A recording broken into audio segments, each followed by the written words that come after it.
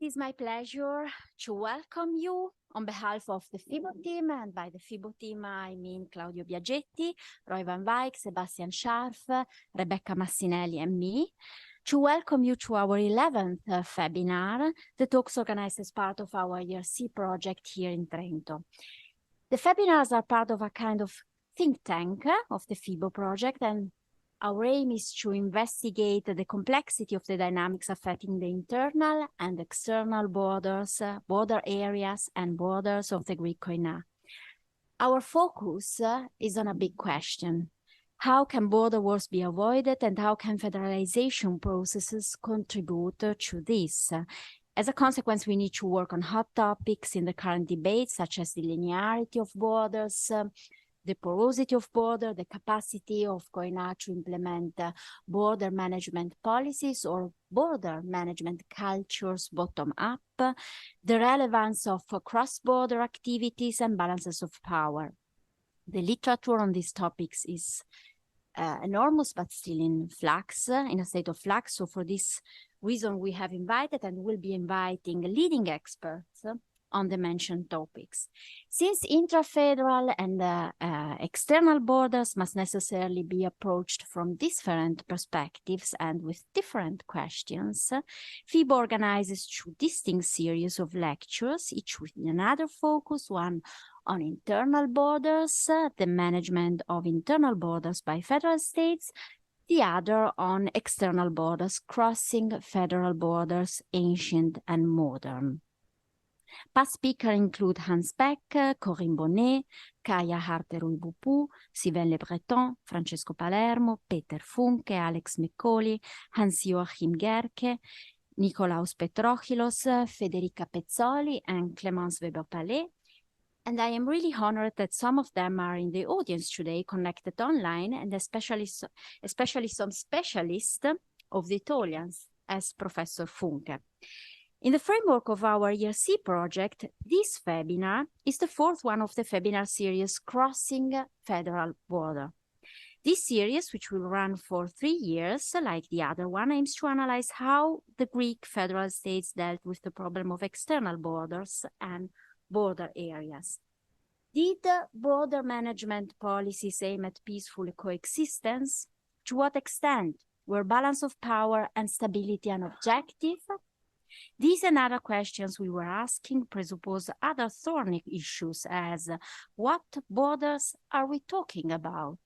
The borders of polis, of districts, tele or mere, between districts? What are the internal borders of federal states?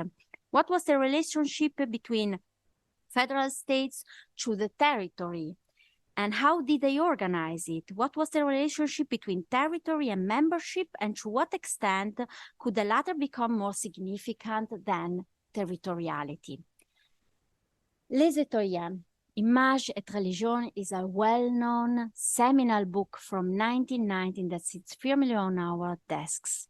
We all know that Claudia Antonetti, our guest today, has since then written much more on these and other topics, and we all have so many questions for her.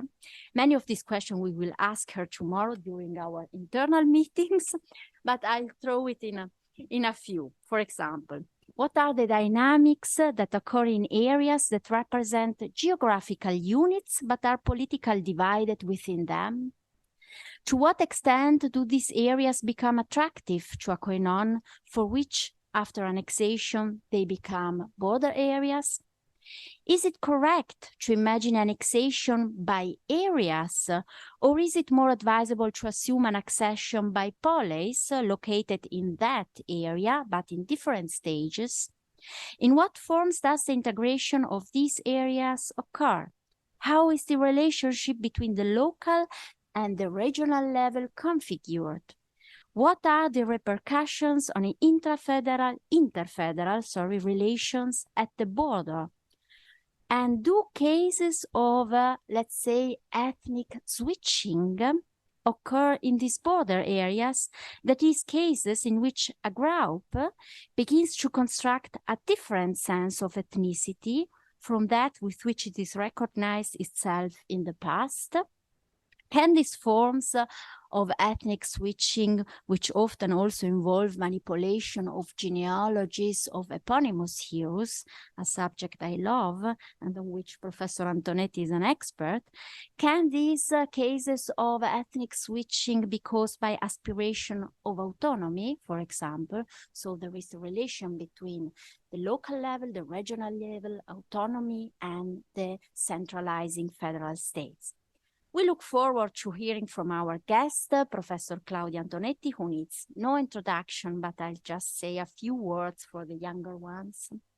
Claudia Antonetti was a student of Franco Sartori, supervisor of her degree thesis in Greek history, and her postgraduate thesis, her first postgraduate thesis in ancient history at the University of Padua, and of her PhD thesis in ancient history at the University of Bologna.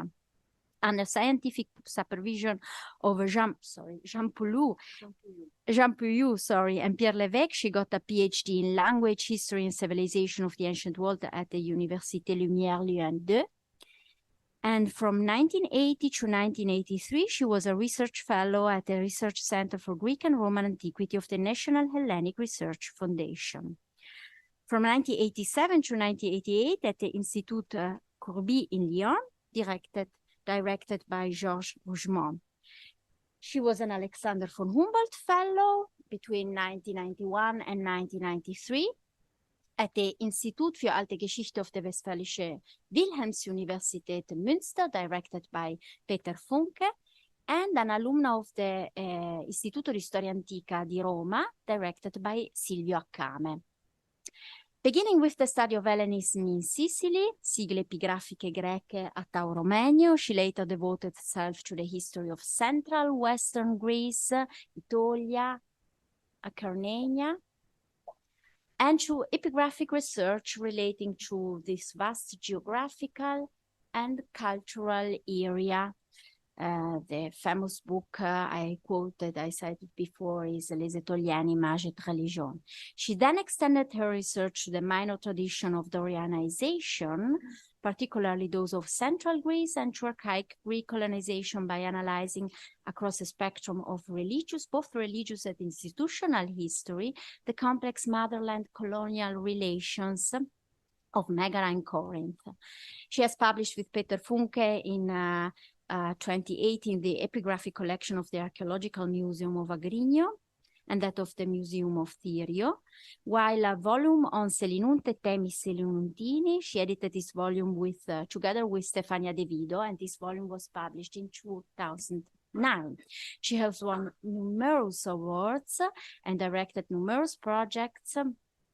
For example, from 1988 to 2006, she was a member of the ISA 6048, a research team of the French CNRS, and in 2009 she was a visiting fellow at the International Research Center Exzellenzcluster Religion und Politik in den Kulturen der Vormoderne und Moderne at the Westfälische Wilhelms-Universität Münster. Since 2030, she has been participating in the international project CAP Inventory, the Copenhagen Association project funded by the Saxo Institute, and since 2014 in the project Axon, an Italian selection of Greek historical inscription, and she's coordinator since 2017 of the research project Venice Squeeze Project, Digital Library of Epigraphic Squeezes Open Access, which aims at enhancing the epigraphic squeezes a new cultural asset. È per me un onore, ora dopo, nonostante la selezione, questo lunghissimo e ricchissimo curriculum, è per me davvero un onore lasciarle la parola per la relazione dal titolo The Aetolian-Acarnanian Plain Between Inner and External Frontier. Thank you very much. Prego. Thank you, Elena. Thank you for the invitation. Thank you also to the young organizers who are here, Claudio and Roy, but Sebastian is online, I think. And also I thank all the present guests and they who are online, colleagues and friends. I think that my contribution, we share, okay, sorry, one moment, we share the screen, so the PowerPoint. Thank you, madam. So I think that my contribution today fits well, I think, after those of Nikos Petrochilos and Peter Funke here. So I don't repeat what they, the topics they explained so good, and I focus on the Aetolian-Acarnanian plain and the river Acheloos. Okay. Geography provided the ethnos with a well-demarcated and structured space. This is a quotation, the characterization given by the natural Boeotian basins by Hans Beck and Angela Ganter in their contribution of Boeotia and Boeotian leagues within the volume Federalism in Antiquity. A similar argument could be made for Aetolia and the Aetolians, the only other people in central Greece with a strong territorial position, capable of assimilating neighboring peoples more effectively than the Boeotians. However, remarks made here about a year ago, exactly here, by Hans Beck, regarding the Maas Plain and the Boeotian-Athenian frontier, prompted me to reconsider the Aetolian case in terms of political ecology, as the scholar suggested. The constant structuring of their own living space may have contributed to the political success of these ethne. In the case of Aetolia, it was paradoxically its relative marginality that became a contributing factor, rather than its geographical centrality, as in the case of the Boeotians. But it was a rich geographical marginality. Aetolia's territory, rich in forests, pastures, lakes, rivers, and alluvial plains, featured a narrow maritime coast between the mouths of two significant rivers, the Acheloos and the Evenos. Yeah. With the major lagoon systems. And now we know that lagoons are very important, also economically. There are many studies now in our field of studies about the lagoon system. This coastline was enclosed to the east by the Chalkis and Tafiasos mountain ranges, representing the fluid aspect of the koinon, where various identities and political affiliations intersected, especially in the classical age. The Aetolia geographic region, as a fixed entity, is an abstraction, a research assumption. Politically, on a regional scale, unity was achieved between the 4th and the 3rd century BC by connecting the coast to the high mountains. This fostered economic development, communication, facilitated the passage of flocks and goods, and effectively established total control over the territory. Both ethnos and koinon competed dynamically. The southern coastal strip was not the only critical area for achieving political unity. While the annexation of the Western Locrian territories occurred early and successfully, and this topic was discussed here during the seminar held by Nikos Petrochilos, the Western Front bordering Acarnania remained a constant source of conflict.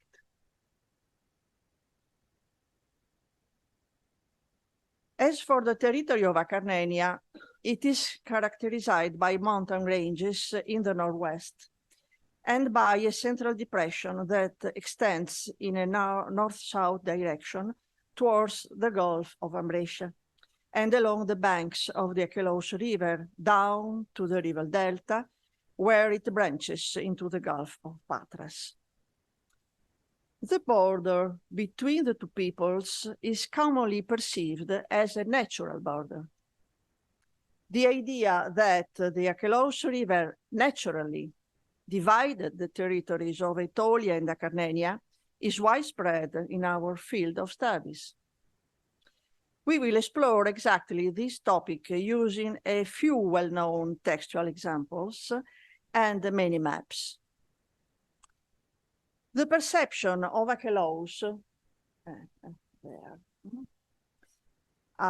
as a natural border is evidently not an oddity.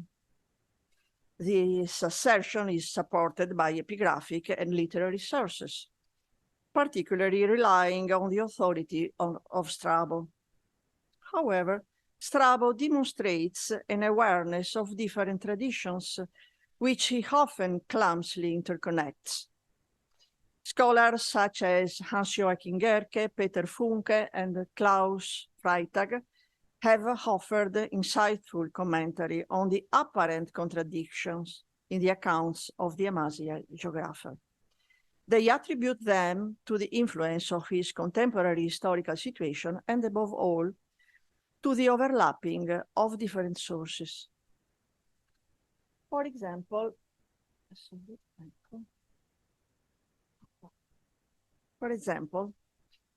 the attribution of the coastal area between the Acheloos and Avenos, this territory,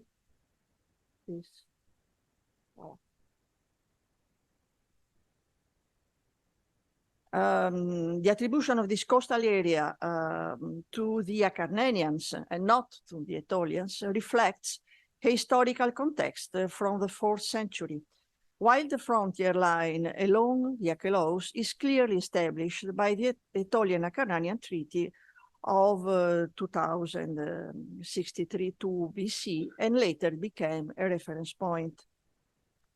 But if we overlay maybe a physical map of the region with a political one, I would say a metahistorical, political one, the contradiction between a single geographical space, that of the Aetolian-Acarnanian basin, and the political space, the two koina, seemingly clearly delineated by the curves of the Acheloos, will immediately become evident.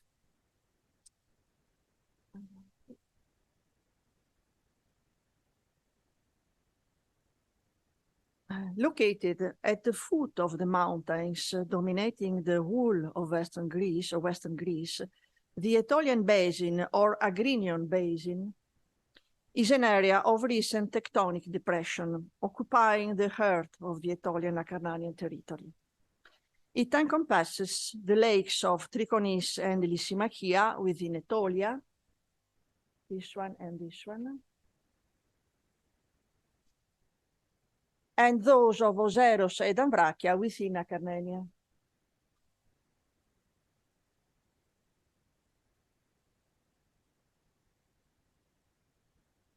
The basin, and you see here a beautiful map from Peter Funke, the basin includes the alluvial plains between the lakes, the coastal plain of Missolonghi, and the Acheloos Delta.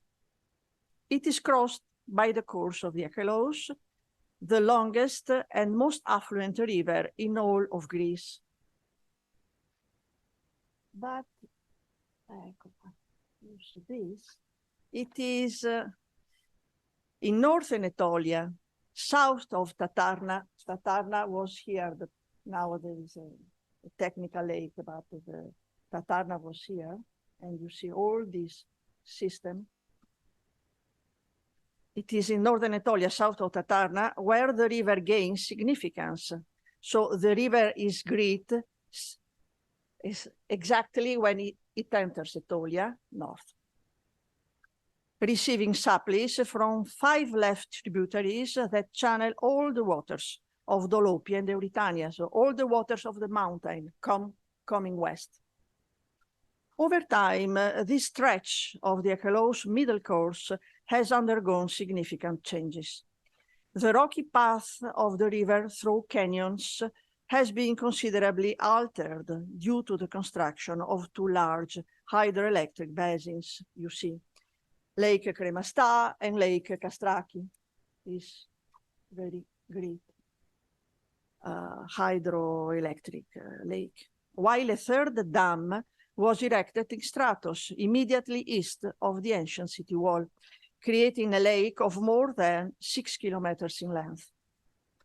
In its final course, the river, once navigable up to Stratos, branches into several arms before reuniting and flowing into the Ionian Sea in front of the Echinades Islands, which it helped form, a physical phenomenon well known because noted by Herodotus and Thucydides, especially in Strabo, while Polybius records the practice of wooden flog floating in the river. A rich land steeped in myth, symbolized by the legendary fight between Heracles and Achelous, it continues to be coveted even today. The land along the lower reaches of the Achelous River is among the most valuable in all of Greece. However, the river's often turbulent flow poses a significant risk, capable of causing severe damage and even destroying entire properties. The ancient geography of the region has undergone significant changes also in other aspects. Palynological analysis indicates that the Acarnanian lake Oseros, the small one, this one, is a relatively recent formation. In Antiquity, the area it now occupies was cultivated with olive trees and was home to an oak forest, a species of tree widely found in ancient and medieval Acarnania.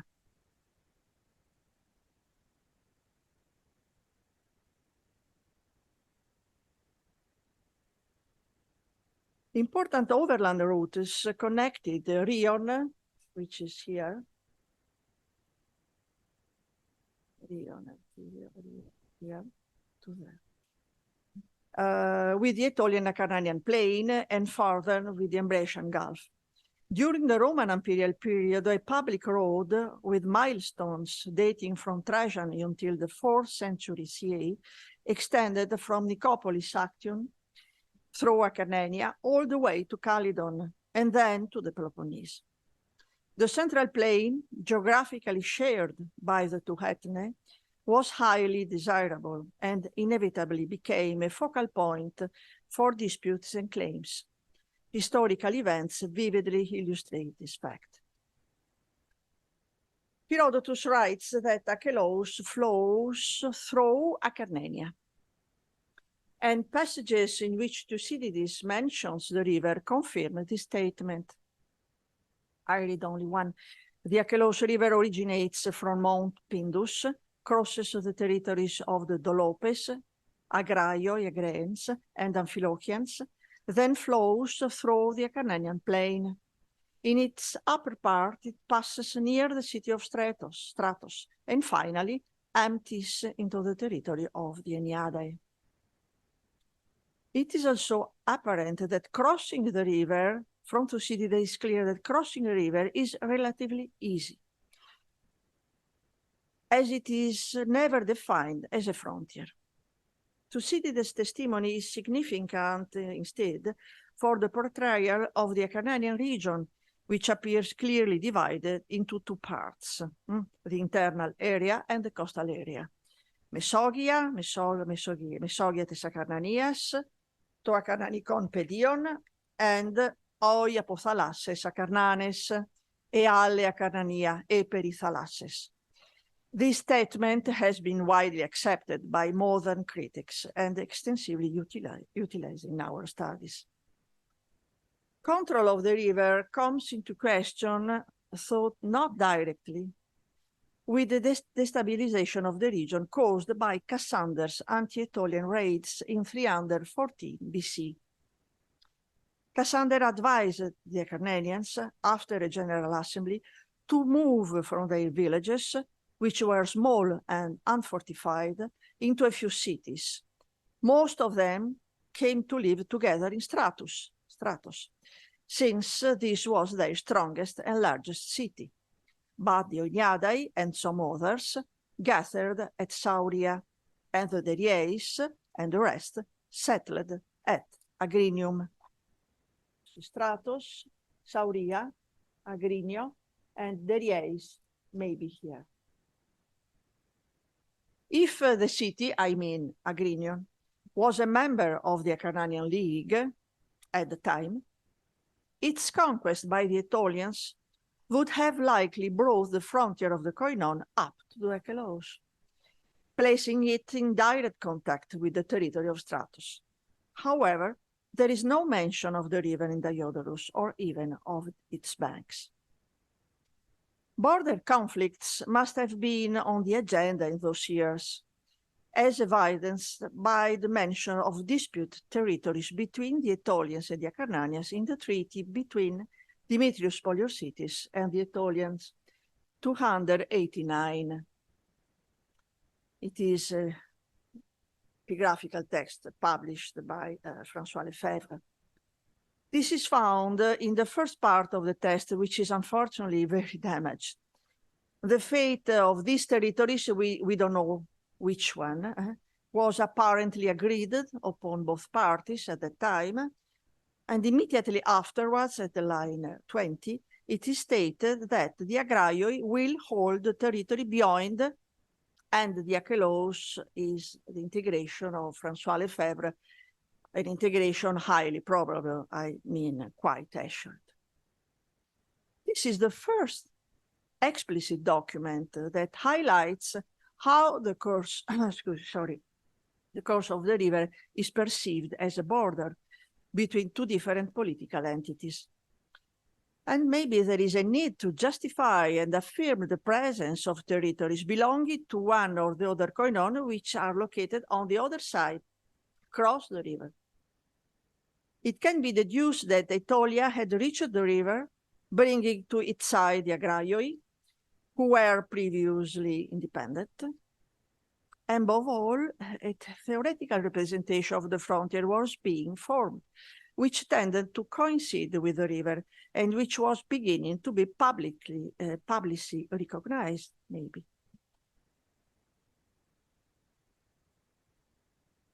Okay. This is what will be officially sanctioned by the famous Aetolian-Acarnanian Treaty of the year 60 of the 3rd century BC, in which the areas beyond the river are expanded to the advantage of the Aetolians. The presence of the Agraioi west of the river is a well-established fact already. And even of the two southernmost enclaves, those of Pras and Memphis, quotation of the text, the Acarnanians don't raise any objections. There is only one clause regarding the boundaries of Pras. If the inhabitants of Stratos and the Agraioi don't reach an agreement, then delegates of each on each side, excluding the latter, will carry out the delimitation. I would like to highlight one curious detail from this famous and often cited text, the most famous text for these topics, which pertains to the local practice of territorial delimitation and the associated terminology.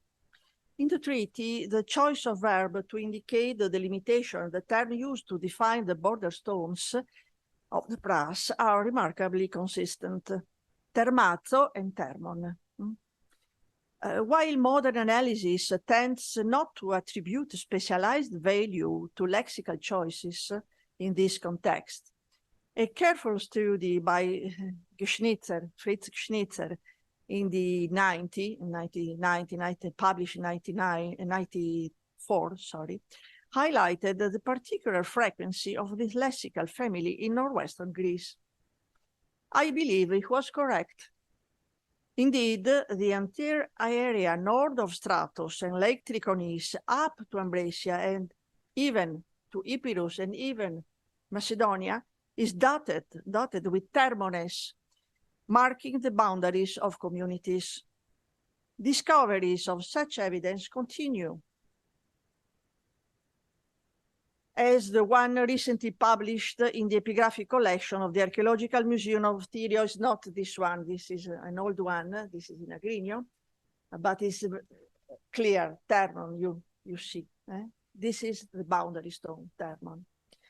The other one in Tyrio we publish now with Peter Funke and Lazarus Corona is the number 14 of our collection of the Archaeological Museum of Tyrio. It is a very damaged text of the 3rd century BC. It is an economic text with some money, and Termones evidently boundary stone of territories which are, I don't know, we don't know exactly what, both, but Termones once again appears. The Termones that marked the borders of Pras must have been similar to this one, which originates exactly from Stratos and maybe from north of Stratos. It's now preserved in the Museum of Agrignon. The course of the river Termones, I can here where in this area Arusaioi, Eitaio, Itanes, Arusaioi, Pras. You know the famous text, the limitation of Ambresia and Caradros. There are also Termones and Termasteres who here, and another text which is a boundary between Ambresia and the Amphilochians. They have Termones. So maybe it is a case, but in any case, for this region who are so poor in documentation, it is something who was noted by Schnitzer. The course of the river, therefore, constitutes the frontier, but there are and always can be exceptions. However, these exceptions are conceived and defined starting from the river line. In our case, all the enclaves are located north of Stratos and along the middle course of the Achelous. I don't delve into the details of historical topography here, but these areas are strategic communication corridors with the east and north of Greece, vital for the security of the Aetolian koinon. The sudden incursion of the Macedonian kings from the north only reinforces the koinon's traditional anti-Macedonian policy, perhaps indicating a stronger territorial control of these areas. Cassander camped on the Campylos River, which is possibly the present-day Megdovas, which is this one, Megdovas. And also Demetrios Poliorcetes come from north because it was aiming for Epirus. Another characteristic of these communities that constitute the exceptions to the Achelous demarcation line is their political status, always of uncertain definition and ultimately dependent on the most powerful state in the area. Nothing is known about Pras and Delphis, nothing. While the Agraioi, as indicated above, were an independent community ruled by a king in the 5th century. Friends of the Spartans, but forced by the Athenians into an alliance with the Acarnanians during the Peloponnesian War, they were still independent, maybe at the time of the League of Corinth, and were probably incorporated by the Aetolians at the end of the 4th century, as certainly as we saw in 289. A comparison could be drawn with the Amphilochians, who were also mentioned by Thucydides for their control of the middle course of the Achelous. As Klaus Freytag writes about Argos Amphilochikon, this polis soon claimed a special status. The city became an important player in the Gulf region, Gulf of Ambresia. But it was not a Corinthian colony, and neither was its indigenous population absorbed into the rising Acarnanian ethnos. In the classical period, it was never a member of the Acarnanian League. It entered under the alliance with the Ambrasiotes and Acarnanians in 426, and the pact was probably renewed about a century later. The Amphilochians seem to have followed the fate of the Acarnanian first, then that of the Epirotes, until joining the Aetolian koinon, perhaps at the fall of the Asset kingdom. It is a series of small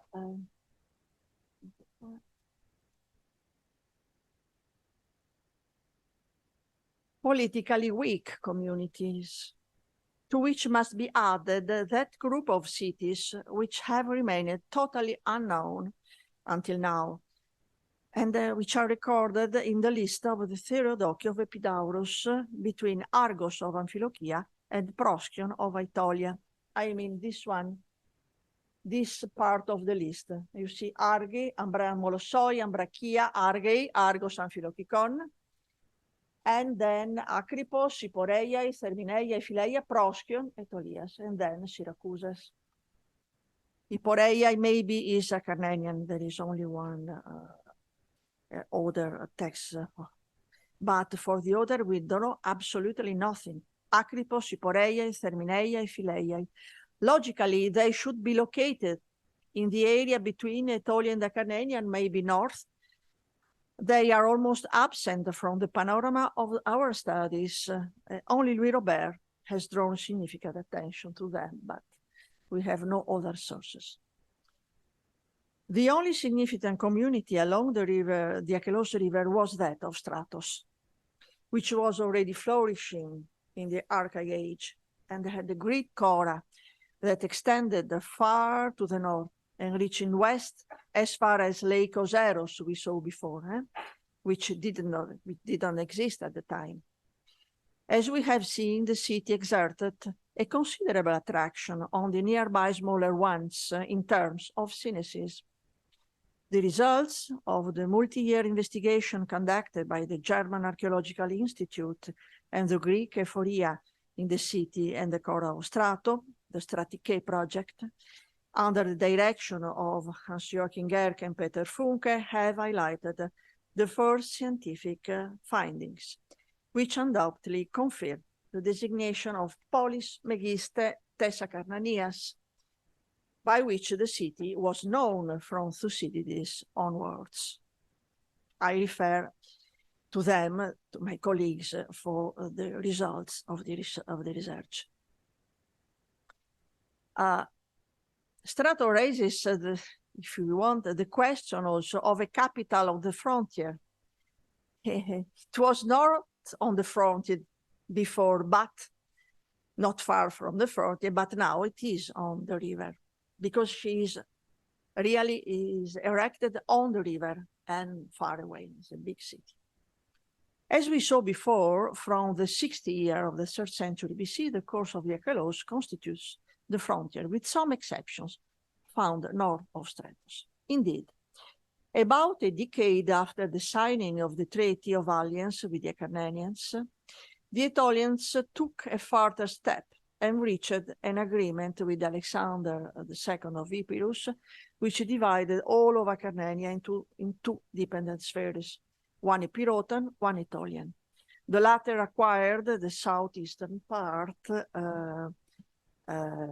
of the country, including the entire lower course of the river.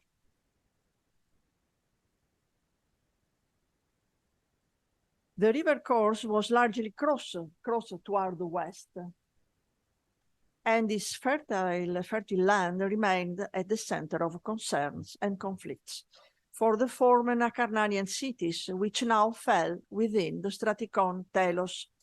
This is evidenced by the arbitration of Tyrion regarding the boundaries between Eniade and Metropolis of the years 30 of the 30th century BC. In this sense, therefore, it now constitutes an area internal to the Aetolian koinon. The geographically unit of the Aetolian-Acarnanian basin has been reconstituted. What has not yet been fully acquired by research is the overall framework of economic connections established by the Strathcona telos with the hinterland. I will not go into the definition of telos. I presuppose what Peter Funke said here. Okay, I agree with him. So it's not a district, but maybe a structure, an area designed for integration. In other words, we don't have the model that Emily Meckil proposed for the area of the Locris and Eastern Aetolia, the Telos Locricon, following the innovative work of the historical geographical team from Utrecht, the Strusa project, led by Beaumelier and Dorn. The economic significance of the Strathcona telos is undeniable, given the coexistence of the best agricultural lands in the Greek peninsula, cultivated according to the Mediterranean triad of cereals, wines, and olives, and the rich winter pastures along the lakes and wetlands. Peter Funke rightly observes that Xenophon's account of Agesilaus' campaign in Acarnania in 389 BC paints a picture of a land rich in flocks of sheep, as well as cattle and horses. That is a prized livestock, rare in the Hellenic world. And based on my past research, I believe that at least the realm of regional transhumance is an element that can be taken for granted and emphasized in this context.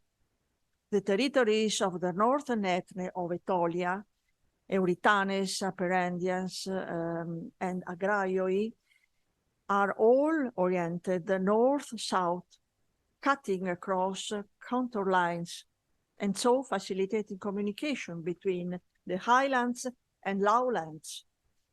The Agraioi are situated, you see the Agraean, close to the Gulf of Ambracia, adjacent to the Amphilochians, in an area that also allows for east-west communication and not just north-south.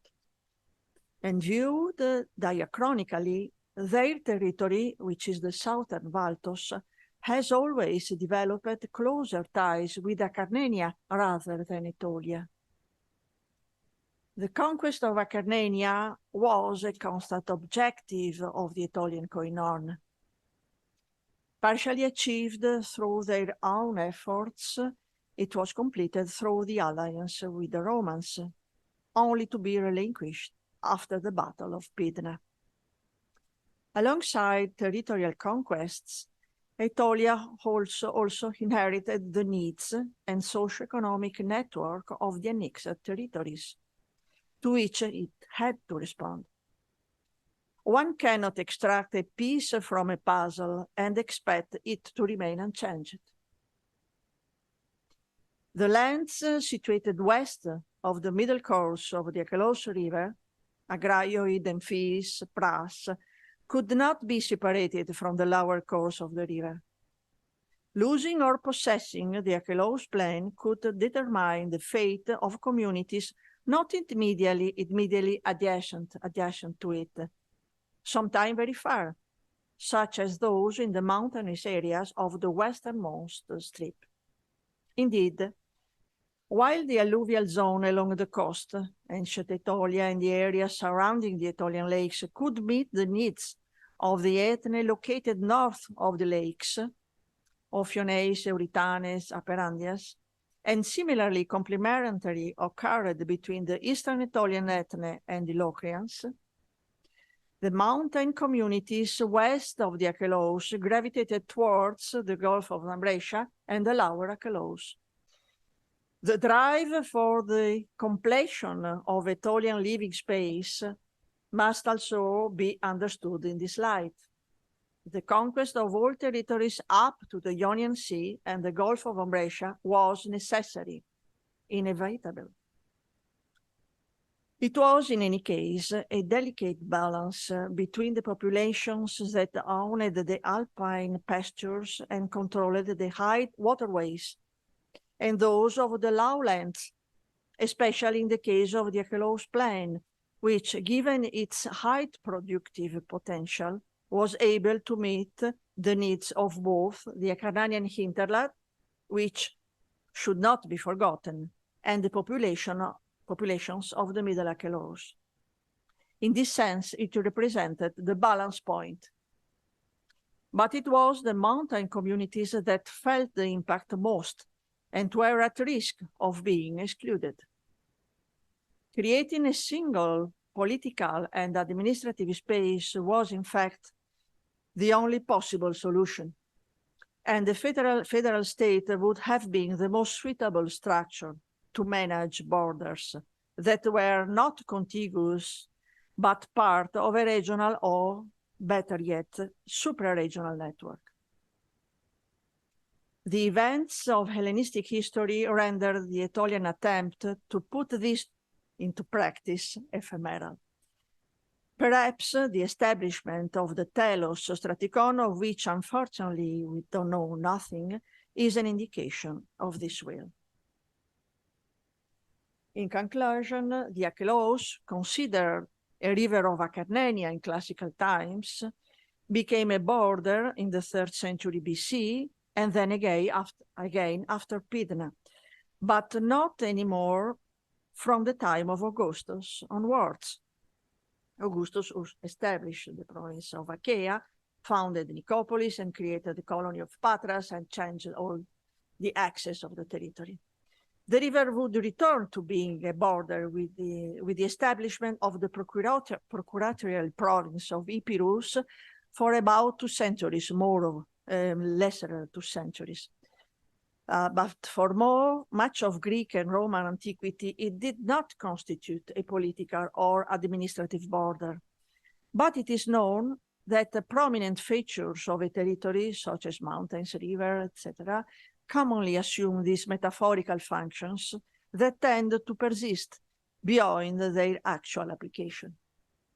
In our case, however, it seems that a predominant political and economic significance was attributed to the great river and the plain it had generated. We can safely admit that this was the work of the populations living in it. Thank you very much.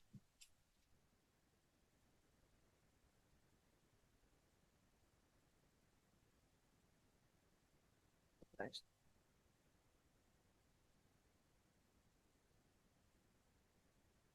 So I would like to thank Professor Antonetti once again for a wonderful, for a wonderful paper.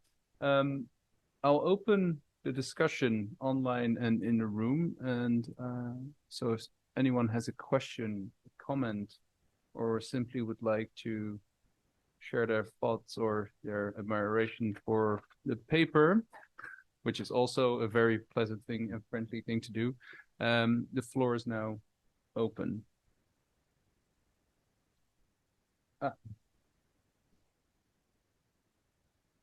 Oh no, it's just okay. Explaining that they can pose a question.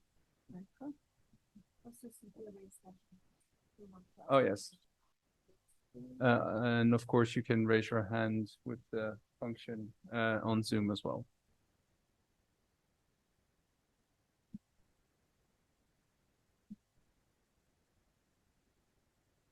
If it seems that everyone is too impressed or too yes. feels too daunted by the prospect, then I will break the ice. And first of all, thank you for your paper. One thing I found very interesting as well, that in this treaty that they sort of specify that they can't delineate the border because it fluctuates literally. And it's not a bad joke. I'm being honest here. So. And I was wondering, maybe because of a lot of the rivers flowing through north and western Greece, that may have led as well to that practice of putting down proper big stones. I know they do it in other areas as well, of course, in the Greek world, but I was wondering if maybe because of the inherent dangers of the natural surroundings, that it was even more imperative to put down very clear boundary stones, just for people so they were aware where they were where it ran. I mean, it's speculative, I know. Yeah. I think we know so few things about maybe, but I don't think. I think maybe that there is a local tradition, lexical, which is a cultural tradition. It's not only a lexical thing, issue. It is a cultural tradition. Who is interesting? Who is maybe interesting to go further with the research, because there is a Western family of lexic, which is the same lexical family is found in the Venetian ancient region, ancient Veneti, and of course in Rome and the divinity Terminus and so on. But you know, termastere, they are also in the arbitration between Corinth and Hermione, and there is all the same word and the same. But here is very clear, which is there is an area cultural and dialectal also, and cultural area with which love Thermon and Thermones. With this is clear. Because you can find, I was in the mountain, some rock on the mountain with the borders of small communities with Thermon, Ariusaion, Numenaion, Aetaio, Oitanes, and so on, in the mountains. And the stone, you saw the stone, which is a local stone. It is a sandstone who belongs to a complex group of inscription similar to this, very bad written, but interesting because the support, the sandstone, it's part of the geological formation of the region, and you can find this stone only in one part of the region, and they had no possibility. They used their stone, who is not good for the inscription. For the Thermon, it's okay. But they also engraved some epitaphs, so in other inscription, who are in sandstone in the mountain. It is interesting because they saw the big and the good model of the city, and they tried with their own stone to do something similar with the poor means they had. So it is a local phenomenon using the stone they had. I'll tie into that unless I don't see anyone in the room or online. Yeah. So I'll just take privileges to Yeah. this discussion. I find it very fascinating as well that if it's such bad quality stone, maybe that leads to having to be done over and over again. Yesterday in our internal workshop, we discussed the treaty with the Garados and Ambracia as well. And there they say it's when there's a conflict again, they need to, and I'll thank Sebastian. I think he's online. So Sebastian should be online. Yeah, he brought this up. Hi, so Sebastian. I'm just stealing his thunder here a bit. But and it showed as well that they had to reset the stones again when there was a conflict. So clearly these stones get lost or something is unclear. But what's also interesting, and I think this supports what you're saying, that it wasn't really a boundary to Acheloos. In this treaty, they state as well that, I forgot the name of the river, but the river that divides the flows between their territories will be shared. So it's not, it can be really, I mean, it is a boundary, but it can be a boundary because they have to exploit it together. And then I feel like it's the same here with Acheloos, that maybe at one point it needs to be put down because it's politically expedient, but nothing. Yeah, it's more of a before I make it too abstract, more of an imprint from above than really anything that happens. I think there's also this cave sanctuary. Alexander Nagel, I think, published this, like a cave sanctuary near the bottom of the Acheloos as well, where clearly there's influences from both sides coming. So they never. And and also something common in the area comes from the inscription Peter Funke and Klaus Hallof published with of the 4th century,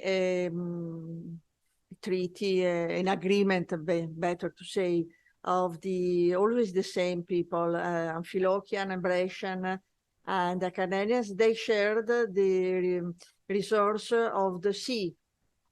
So the Gulf of Ambracia is recognized as common and is clearly written. This is another very bad inscription, but this is could be written, could be read clearly. And they shared, and maybe this was an agreement also against conflict and to have a good shared from 3 communities in this area, the community who share the Gulf of Ambracia, the eastern part of the Gulf of Ambracia. Yeah. Oh, yeah, no, that's fascinating, and instantly brings me to like EU waters and fishing rights, but I'll leave it at that before I bring it into the modern context. I'll again, are there any questions or comments online? I don't know, maybe see here or no. I don't think we can see them on. Yeah. We don't see the participants. Okay. We don't see the participants. Okay. Allora, yeah. Claudio.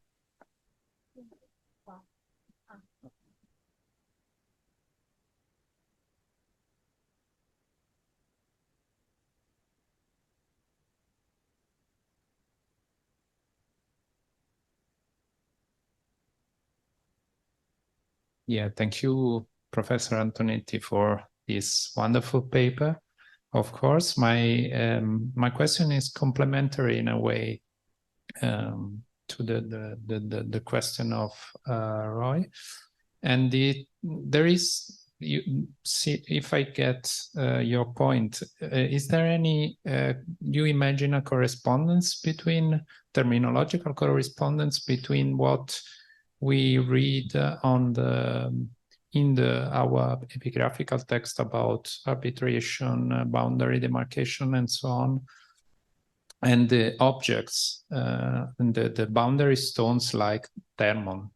Yeah. If I say Thermon in my text, you guess there is some correspondence like in the materiality of the, because there are also another inscription from Arcadia, I think, where Thermon is mentioned, and there in Alifera, I think. And this is quite interesting because we know this is probably a text from the 2nd century BC, and we know that the Aetolian power there, the Aetolian Koinon there, played a big role during this time, and I wonder if there are some, I don't know, connections or something like that. Thank you, Claudio. It's maybe better not to go too farther and to see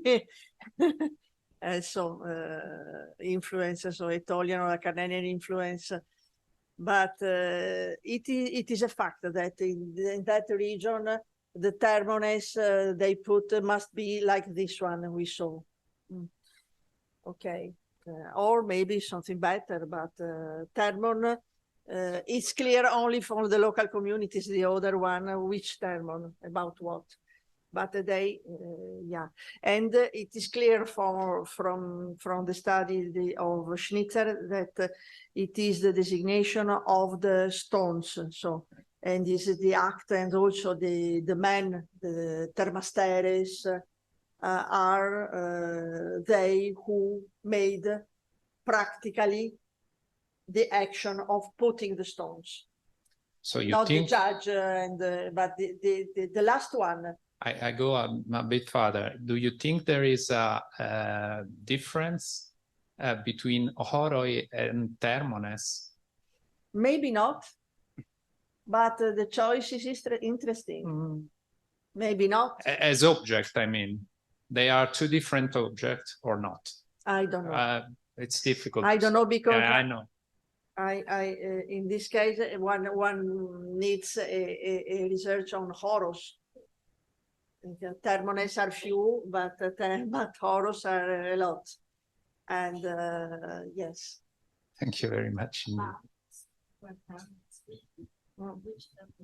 order to compare both the materiality and the vocabulary, which is the topic we were discussing yesterday in our internal workshop, the vocabulary, the words about borders in ancient Greece.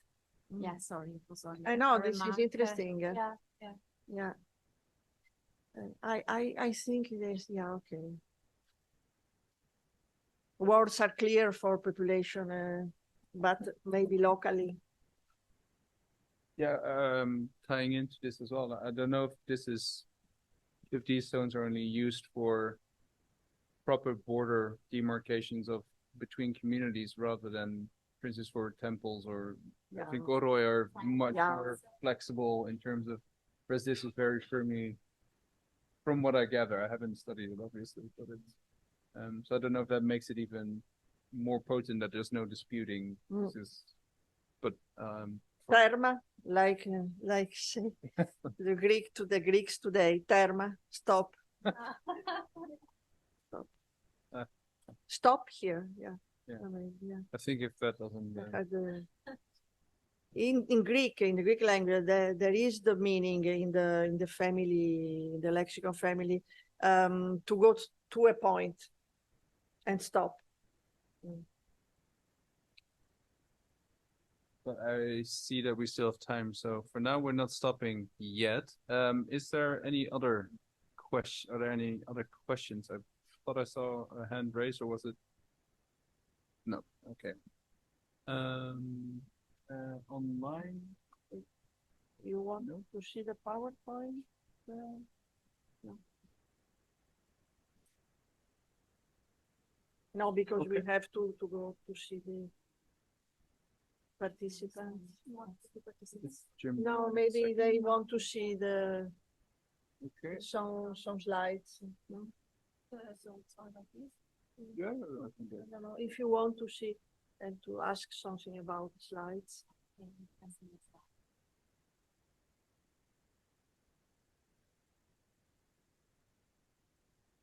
Maybe just a quick question, sorry, but you showed us, this is, first of all, thank you for this very rich and stimulating talk, which elaborates on many of the points we are discussing in FeBo. You showed us and commented upon evidence on the stages in which the archaeologists worked as a boundary, as a border. Do we have evidence about about a connecting function of the river, a connecting stage of the river, in which the river was not, I mean, this is your topic, I know, but with reference to federal states, stages in which the river do not divide before the 3rd century? Do we have something in historiographical sources, for example, or? I don't remember something like this. What struck me is that the first historian, so and Thucydides, who has many description of the first years of the Peloponnesian War in the Western, apparently it was not a problem to cross the river. The problems were the mountains and the war on the mountains, but not the river. The river was easily, and also in the other yes, historical description, was easily crossed.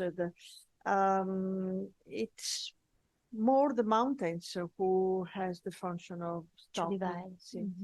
Sometimes the sea, if the sea is difficult, but and also so thinking for this seminar, I revised my ancient research and ancient things. I rethink many things, and also I realized it was well known that this is a very big corridor and very easy to go from Epirus to the Gulf of Patras. And the way was here till Calydon. The problem was the point with the Aetolians.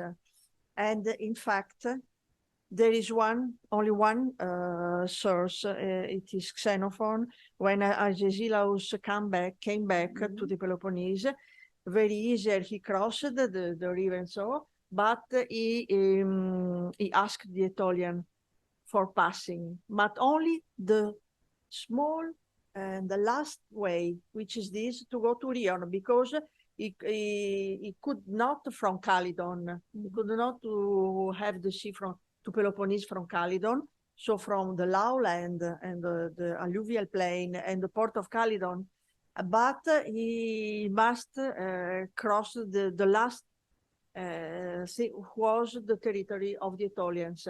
And it is written that they allowed this until the will of the Aetolian. It was impossible to cross the Aetolian territory.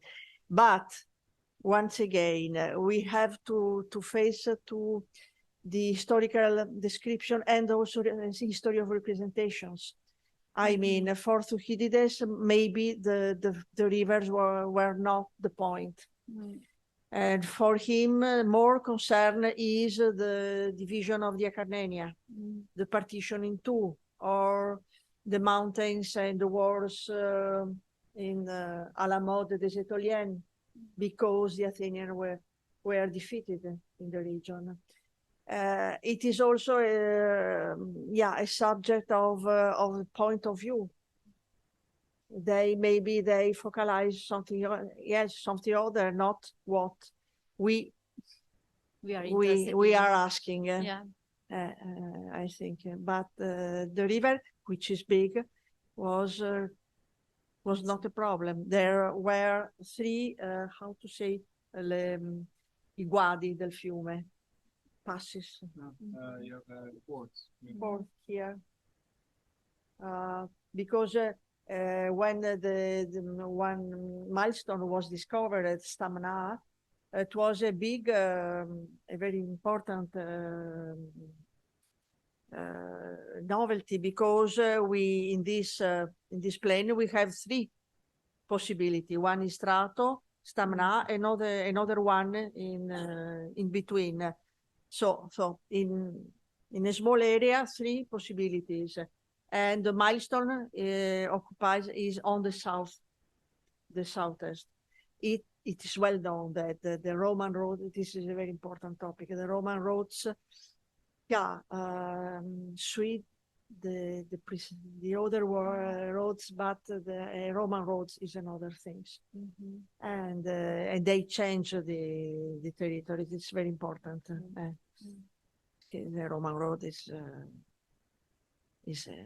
construction, and it is very important. But a Roman road means a very huge possibility to pass and to cross the river. It was very important, this discovery of the milestone. So it was possible to cross the river in different ways at different points, also because the river changes, and it's a very changing land. Thank you very much. Yeah, I think with that wonderful remark that having grown up in a river landscape, I know how changeable river landscape is. So I think with that we can definitely end our discussion here, but not before thanking Professor Antonetti again for a wonderful paper. I thank you. Bye. And with that, I would also like to point out that on the 2nd of May at 6 o'clock again, we have Jim Roy speak, who will be online. No, he's also. Oh, hi Jim. He will be speaking about Arcadia, obviously, but Megalopolis. If I need to check the exact title.